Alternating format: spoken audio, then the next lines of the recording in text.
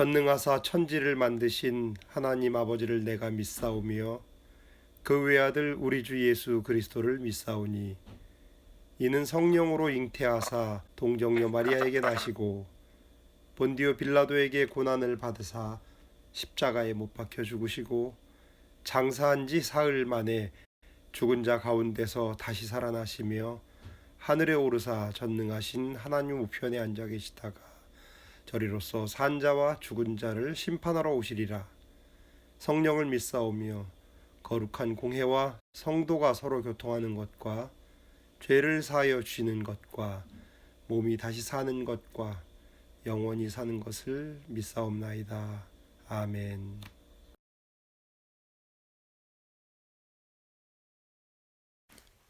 내 의의 하나님이여, 내가 부를 때에 응답하소서.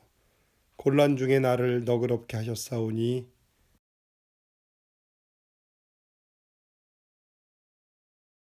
인생들아, 어느 때까지 나의 영광을 바꾸어 욕되게 하며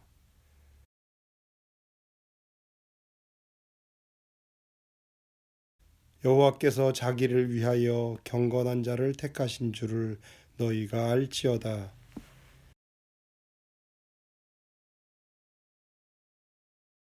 너희는 떨며 범죄하지 말지어다. 자리에 누워 심중에 말하고 잠잠할지어다.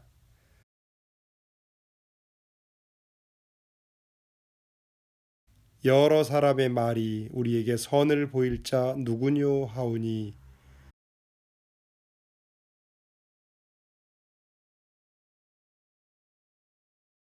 주께서 내 마음에 두신 기쁨은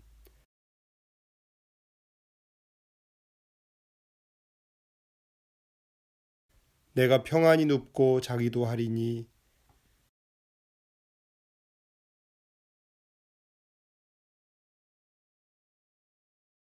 아멘. 사랑이 많으신 하나님, 감사합니다. 늘 우리와 동행하여 주시고 어려운 가운데서도 말씀을 통하여서 또한 천사들을 통하여서 하나님의 말씀을 알게 하시고 하나님의 함께 하심을 느낄 수 있게 하여 주셔서 너무나 감사합니다. 하나님, 코로나19로 많은 교회들과 많은 그리스도인들이 하나님을 믿는 자녀로서 어떻게 살아가야 하며 어떻게 행동해야 될지 다시금 돌아보는 시간이 되었습니다. 각 개인이 교회로서 바로 서게 하시고 하나님과의 관계를 바로 서게 하시며 또한 그 개인들이 바로 섬으로 인하여서 교회가 더욱 바로 설 수 있도록 주여 함께하여 주시길 원합니다.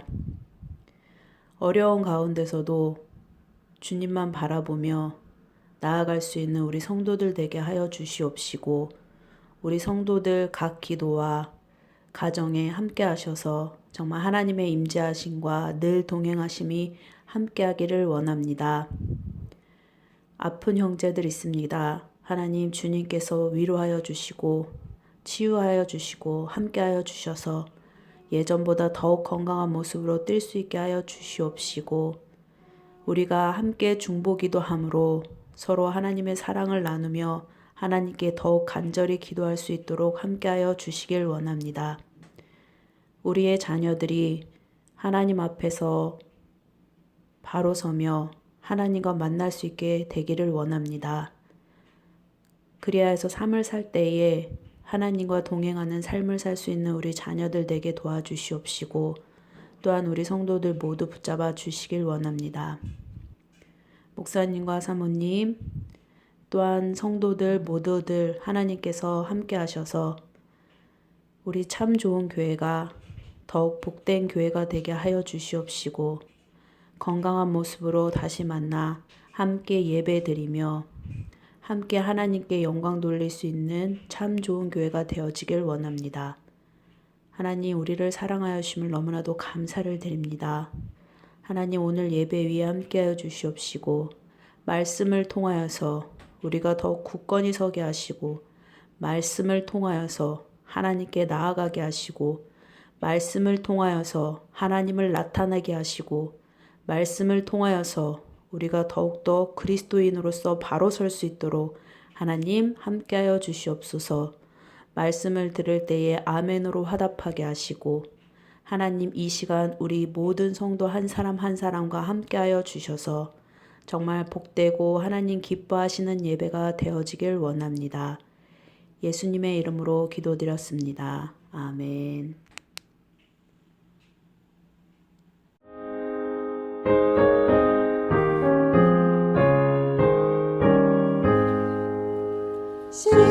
시온의 영광이 빛나는 아침 어둡더니 나오네 슬픔과 애통이 기쁘리니 시온의 영광이 비춰오네 시온의 영광이 빛나는 아침 외였던 종들이 돌아오네 오래전 선지자 눈으로 왕민이 나아진 그에게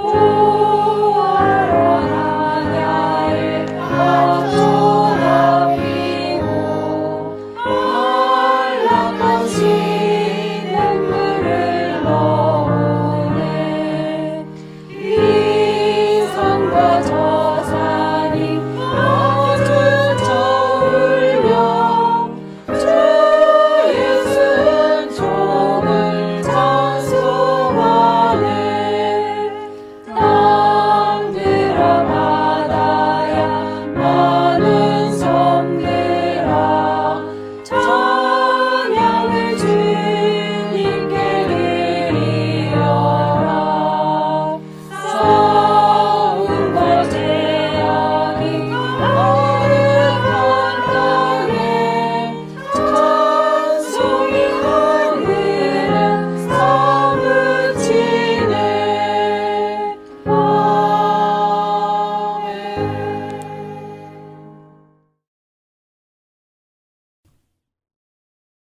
너희가 성경에 건축자들이 버린 돌이 모퉁이의 머릿돌이 되었나니 이것은 주로 말미암아 된 것이요 우리 눈에 놀랍도다 함을 읽어보지도 못하였느냐 하시니라. 그들이 예수의 이 비유가 자기들을 가리켜 말씀하심인 줄 알고 잡고자 하되 무리를 두려워하여 예수를 두고 가니라.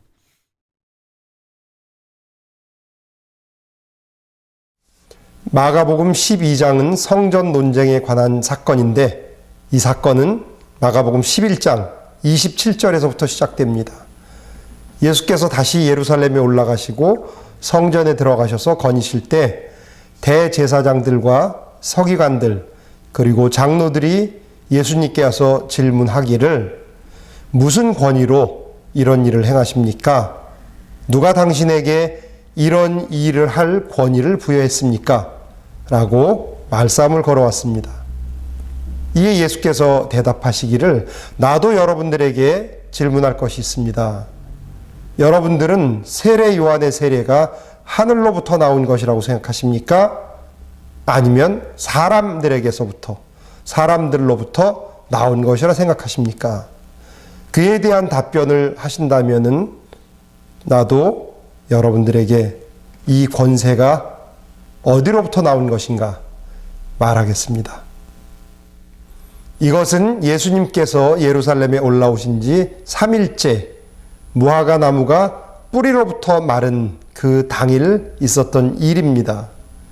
예루살렘에 올라오신 예수님은 성전에 들어가서 모든 것을 둘러보시고 나가셨습니다.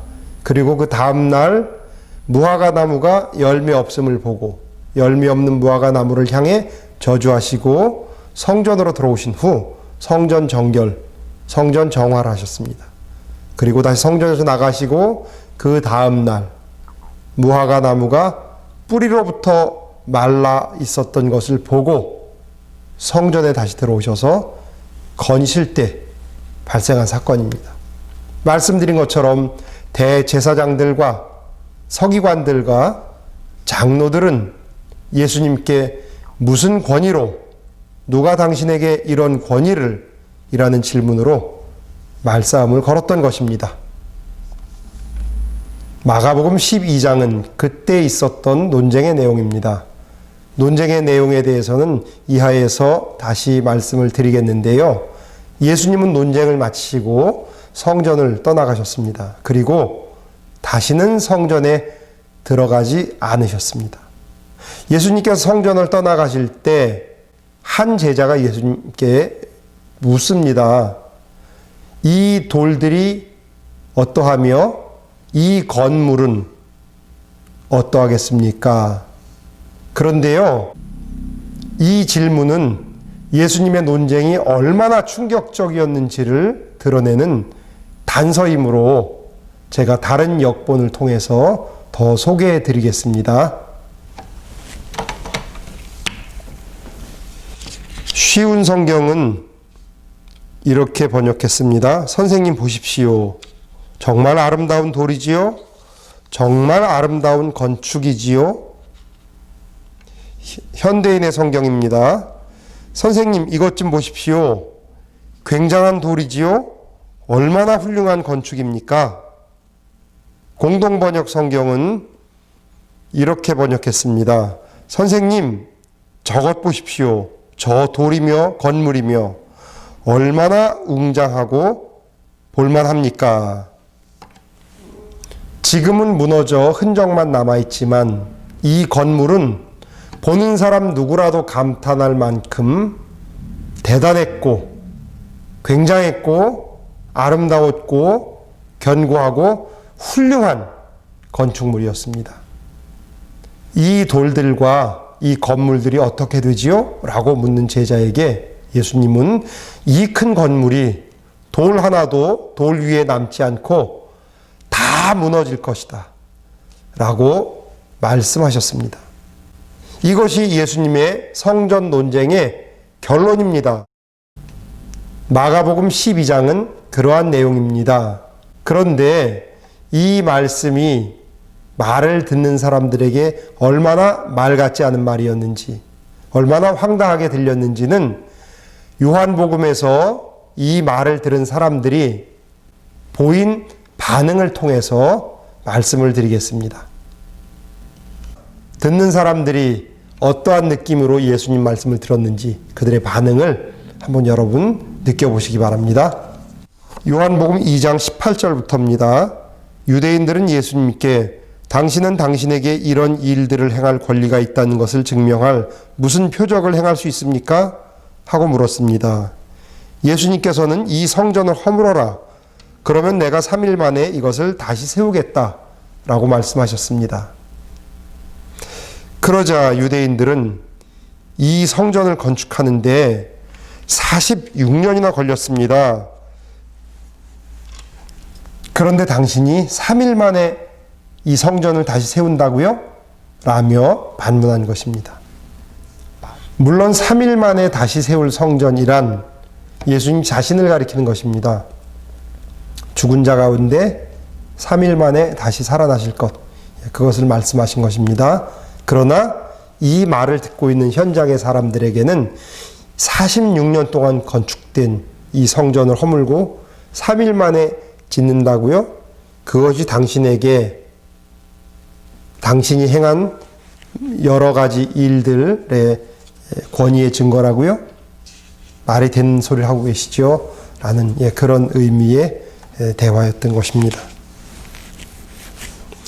예수님의 성전 논쟁은 바로 그런 것입니다. 예수님의 말씀대로 예루살렘 성전은 완성된 지 3년여 후에 로마 장군 티투스에 의해서 돌 하나도 돌 위에 남겨지지 않은 채 완전히 해체가 돼버리고 말았습니다. 당시 예수님께서 논쟁하셨던 예루살렘 성전이 위치한 모리아는 해발 700m 정도의 높은 산 위에 만들어진 도시였습니다. 솔로몬 성전이 위치한 곳이고요. 그 다음에 수룹바벨에 의해서 재건된 수룹바벨 성전이 위치한 곳이었고, 그 다음에 예루살렘 성전 또는 헤롯 성전이 거기에 다시 세워진 그 곳이었습니다. 두 번째 세워진 수룹바벨 성전은 기원전 63년에 로마 장군 폼페우스에 의해서 파괴가 되고 그 지역 전체가 폐허로 남아 있었습니다. 그런데 훗날 로마의 힘을 얻고 헤롯이 그곳에 다시 성전을 재건한 것입니다. 헤롯은 혈통적으로 볼 때 유대적 혈통이라기보다도 아랍 쪽 혈통을 타고났다고 알려졌습니다. 그런데 그가 유대 지역을 통치하기 위해서는 유대인들의 환심을 사야 됩니다. 그러다 보니 가장 효과적인 방법이 이스라엘의 상징, 이스라엘의 중심, 이스라엘 자체인 성전을 재건하는 것이 가장 효과적인 방법이 아닐까. 헤롯은 그렇게 생각했던 것입니다. 그래서 약 19년 정도의 공사 기간을 거쳐서 거기에 무너진 성전을 재건한 것입니다. 그리고 그 후 그의 증손자인 또 다른 헤롯 아그리빠라고 하는 왕이지요. 헤롯 아그리빠가 그곳을 다시 리모델링 해가지고 보완하고 해서 아주 웅장하고 대단한 그런 성전으로 만들었는데요. 그 성전이 완성된 지 채 3년 정도 지나서 기원 후 60여 년 중후반경에 그곳은 또 로마 장군 티투스에 의해서 완전히 파괴돼 버리고 말았습니다. 지금 예루살렘에 가면은 유대인들이 눈물 흘리면서 기도한다는 통곡의 벽 있지 않습니까? 그곳은 그때 만들어 놓은 성전의 서쪽 벽이 남아서 지금 보존된 곳이라고 합니다. 저는 직접 보지는 못했지만 수치상으로 볼 때, 문헌을 볼 때 그 규모가 정말 어마어마한 그런 대단한 성전이었던 것을 확인할 수 있습니다. 전체적인 공사 기간을 따져보면 예루살렘 성전은 할아버지 때로부터 헤롯으로부터 약 80여 년 동안 지어진 건물입니다. 요한복음에는 46년 동안 이 성전이 지어졌다고 말하고 있고요. 건물의 면적은 직사각형으로 북쪽 벽이 314m, 남쪽 벽은 280m, 동쪽 벽은 469m, 서쪽 벽 485m의 크기로 예루살렘 구시가지의 약 20% 정도의 면적이라고 합니다. 평으로 환산해 보면은 58,152평 정도가 되는 정말 어마어마한 건물이었다라고 소개하고 있습니다. 예루살렘 성전, 바로 이 건물을 향해 제자들은 아름다운 돌, 아름다운 건물, 굉장한 건물, 견고한 건물, 훌륭한 건물이라고 극찬했습니다. 이 말은 예루살렘 성전을 본 어떤 사람이라도 이 건물이 무너질 것이라고 생각한 사람이 없었다는 이야기고요. 그만큼 예루살렘 성전은 견고하고 튼튼한 건물이었다라는 증거입니다. 바로 그 성전에서 예수님은 대제사장들과 서기관들과 장로들과 논쟁한 것입니다. 여러분이 이미 알고 있는 것처럼 예수님이 가리키는 예루살렘 성전이란 대제사장들과 서기관들을 가리키는 것입니다. 그들에 의해 진행되는 엄청난 성전 예배, 그리고 그 과정에서 발생한 막대한 부, 그리고 그 부를 지키기 위한 끈끈한 그들만의 동맹, 도무지 무너지지 않을 것 같고 무너뜨릴 수 없을 것 같은 그들만의 카르텔, 그것을 예수께서는 예루살렘 성전이라고 말씀하셨습니다. 비근한 예를 들겠습니다. 지금 우리나라에서는 검찰개혁이 진행 중입니다. 그런데 개혁 과정을 들여다보면 도무지 개혁되지 않을 것 같다. 누구도 검찰을 개혁시킬 수 없겠다라는 생각이 들기도 합니다. 그들은 권세를 유지하기 위해서, 자기들의 권세를 유지하기 위해서 자기들의 권세에 조금이라도 위협이 되거나 도전이 된다라고 생각하면 그런 위협의 싹을 처음부터 자르고 밟아버립니다. 그것이 모든 권세의 속성이기도 합니다. 그렇기 때문에 예루살렘 성전에서 예수님의 행보는 그들 대제사장과 서기관들로서는 도무지 그냥 보아둘 수 없는 그런 일이었던 것입니다. 현실적으로만 본다면 대제사장들과 서기관들을 대하는 예수님의 모습은 예루살렘 성전을 향해 계란 하나를 들고 일전을 준비하고 있는 돈키호테 모습으로 비춰졌을 것입니다. 그런데도 그들은 자신들과 다른 권세를 가지고 있는 예수를 두려워했습니다. 예수님께서 갈릴리에서 사역하실 때 사람들을 보내서 예수가 어떤 말을 하고 어떤 행동을 하고 그에게 어떤 위협적인 요소가 있는가를 확인하게 했습니다.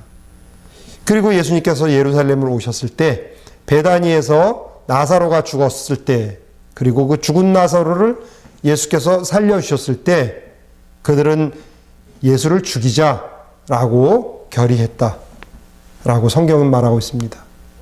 그런데 예루살렘 성전에서 논쟁을 벌인 이후에 대제사장들과 서기관들은 어떻게 예수를 죽일까? 예수를 죽이는 것은 이미 기정사실입니다. 어떤 방법으로 예수를 죽일까? 그것을 고민하기 시작했습니다. 그렇다면 예루살렘 성전처럼 다른 사람들에게는 대단하게 보였던 그들이 강도의 소굴로, 그리고 그들이 바로 강도였다는 사실이 드러나게 한 정말 위협적인 예수님의 말씀이 어떤 것이었는가를 이제 간단하게 말씀을 드리겠습니다. 이야기의 시작은 마가복음 11장 27절에서 시작됩니다. 예수님은 그들에게 세례 요한의 권세가 하늘로부터 온 것이냐 사람들로부터 난 것이냐를 물었습니다. 그들이 예수님을 향해서 너의 권세의 근거, 너의 권세의 출처가 어디냐? 라는 것을 물었을 때 예수님도 동일하게 그들에게 그렇다면 너희들의 권세의 근거는 무엇이냐? 너희들의 권세의 기반이 무엇인가를 물었습니다. 사실 가만히 권세를 들여다보면 그 지지 기반이 그렇게 견고하거나 대단하지 않은 것을 우리는 확인할 수 있습니다. 모든 권세의 근간은 천부인권이다라고 저는 생각합니다. 천부인권은 높이, 낮이, 넓이 이런 차이가 없습니다. 다 동등하지 않습니까? 하늘이 부여한 동등한 권세, 하늘이 부여한 고유의 권세. 이거는 사람들의 소유나 사람들의 조건에 관계없이 아주 탄탄한 기반을 가지고 있는 권세입니다. 권세의 근간입니다. 그러나 현실적으로는 그런 것이 많이 무시되고 다른 소유나 조건에 의한 권세를 우리가 더 많이 의지하고 있습니다. 그런데요, 그러한 권세들을 가만히 보면은 너무 근거가 취약합니다. 빈약해요. 대제사장들과 서기관들이 가지고 있었던 권세, 예수님의 권세는 하찮아 보였지만 그들과 다른 권세를 오히려 대제사장, 서기관들이 두려워했지 않습니까? 예수는 하늘로부터 받은 권세의 본질을 통해 그들의 허점이 드러나게 했습니다. 그러자 대제사장들과 서기관들은 자신들만의 이익 동맹을 유지하며 서로의 허점을 가리려고 허세를 부린 것인데 결국 설득 근거가 부족하니 억지 부리며 죽이자라고 가장 쉬운 방법을 그들은 선택한 것입니다. 이제 본문 내용을 개략적으로 말씀드리겠습니다. 마가복음 12장에는 건축자들이 버린 돌이 건물의 모퉁이 돌이 된다라는 비유가 소개됐습니다. 예수께서 그런 비유를 하셨습니다. 여기서 건축자들이란 바로 그들입니다. 대제사장들, 서기관들, 그들이 함부로 조각내서 버린 것 같은 버려진 돌은 예수 그리스도를 가리키는 거죠. 그런데 그분이 건물의 머릿돌이 된다 라고 하는 것입니다. 여러분 머릿돌 아시죠? 그전에는 정초석 이렇게 불렀지 않습니까? 머릿돌. 이 건물에 대한 시작과 건물에 대한 기본적인 정보를 소개하는 건 나중에 다 건물이 폐허가 돼도 머릿돌을 발견하게 되면 여기에 어떤 건물이 있었다. 공사기간이 언제부터 언제까지였다. 이런 것들을 가지고 있는 다시 말씀드리면은 새로운 시작을 알리는 그런 것이 머릿돌인데 예수께서 당신을 그렇게 지칭하신 것입니다. 그동안의 역사를 주장한 기득권, 역사성을 주장했던 대제사장들과 서기관들이 아니라 예수 당신께서 나로 인해서 새로운 역사가 시작된다라는 것을 밝힌 것입니다. 이들에게 대제사장과 서기관들에게는 너무나 받아들일 수 없는 그런 내용이었겠지요. 이처럼 예수께서 머릿돌을 자처하는 순간 그동안 예루살렘 성전 안에서 벌어졌던 모든 예배와 행위자가 다 부인되는 것입니다. 대제사장과 서기관들이 직면한 문제는 부정될 것이냐 부정할 것이냐 이제 그 싸움을 하게 된 것입니다. 다음에 소개된 비유는 가이사의 것은 가이사에게 하나님의 것은 하나님께 라는 말씀인데요. 이것은 다음에 소개하겠습니다. 그리고 다음에는 부활에 대한 문제가 제시됐습니다. 부활을 믿지 않은 사두개인들이 예수님에게 와서 부활 이후에는 이라는 질문을 하고 있습니다. 그런데 이거는 논리 모순입니다. 부활을 믿지 않는 사람이 부활을 전제로 말한다는 것은 아무 의미가 없죠. 말장난에 불과한 것입니다. 이에 대해서 예수님은 단호하게 말씀하십니다. 너희들이 성경도 모르고 너희들이 부활도 모른다 라고 말씀한 것입니다. 그리고 가장 중요한 계명이 무엇입니까? 라는 질문이 있었고 이후 예수님은 더 이상 논쟁하지 않으시고 질문하시고 참 권세가 무엇인지를 가르치심으로 마가복음 12장이 끝이 납니다.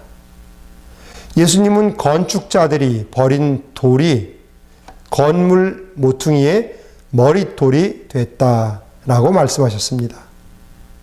즉 시작하는 지점이 됐다라는 말씀입니다.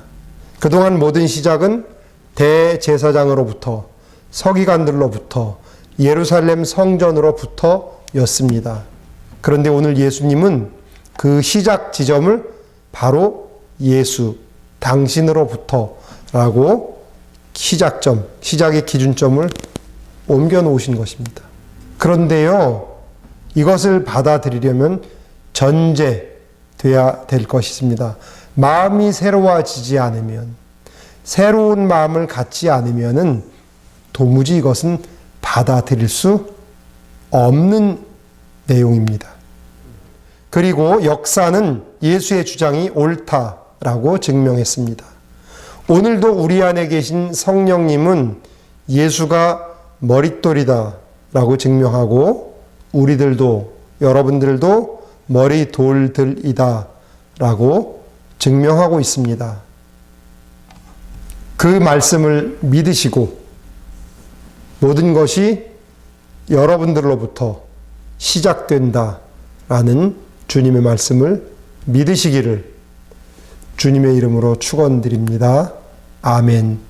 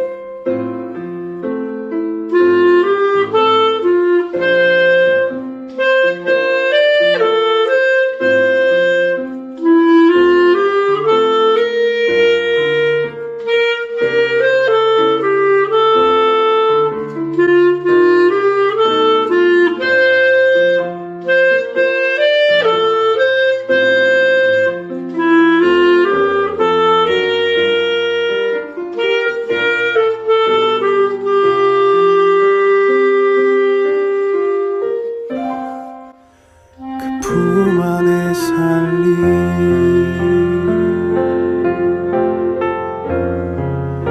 그 품 안에 살리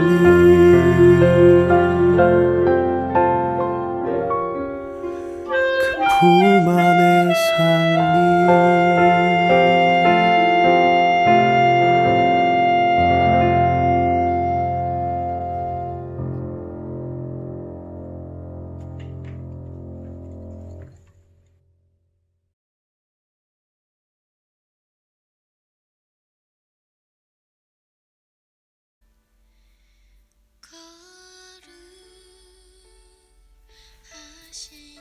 (2020년) 기부금 영수증을 작성하려고 합니다. 자세한 내용은 김지연 자매님께 문의해 주세요. 지금처럼 비대면 예배가 오래되다 보면 자칫 영적 무력감을 느낄 수 있습니다. 코로나가 계속되고 앞으로도 비대면 예배를 계속해야 할 상황이 된다면 월 1회 또는 2회를 줌으로 예배했으면 합니다. 그런 상황이 되더라도 여러분들 적극적으로 예배 참여하고 협력해 주시기 바랍니다. 차동진 형제님 치유 회복을 위해 기도해 주시고요. 염자령 성도님 폐렴 치료와 고관절 위골 상태가 좋아질 수 있기를 치료와 회복을 위해서 기도해 주시기 바랍니다.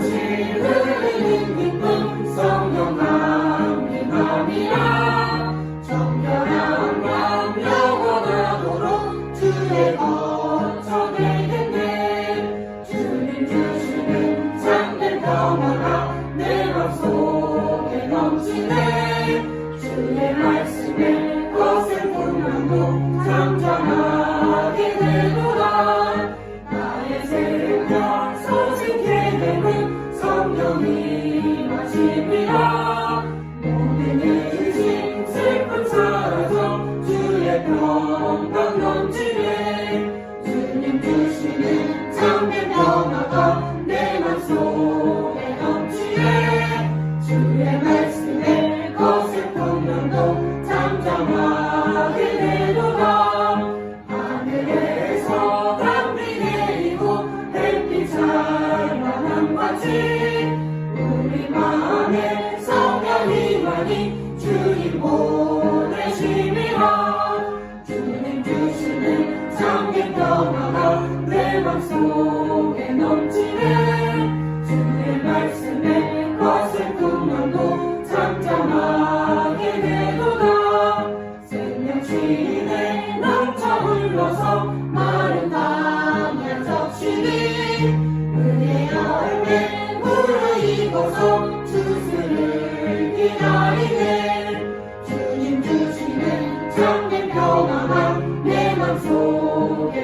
넘치네 주의 말씀에 거센 풍랑도 잠잠하게 되도다 놀라우신 주의 은혜로 그의 얼굴 뵙겠네 평화로운 안식처에서 영원토록 쉬겠네 주님 주시는 참된 평화가 내 맘속에 넘치네 주의 말씀에 거센 풍랑도 잠잠하게 되도다